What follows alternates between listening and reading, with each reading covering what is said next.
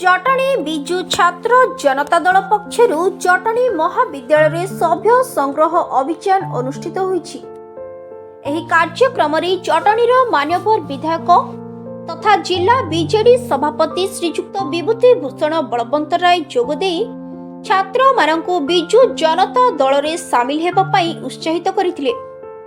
विजु छात्र जनता दलर महासचिव इप्सिता साहू, उपसभापति देवस्मिता दास, जिला छात्र सभापति स्वाधीन पंडा, जटणी नगर छात्र सभापति सागर सामंतराय, युव कार्यकारी सभापति संतोष डाकुआ, जटणी नगर सभापति आशुतोष प्रताप सिंह, युव छात्र सामाजिक कर्मी बिट्टू महेश, भिक्की, सचिन, महेश, साइमान सह विजु छात्र जनता दलर कर्मकर्ता माने सामिल रही परिचालन करथिले।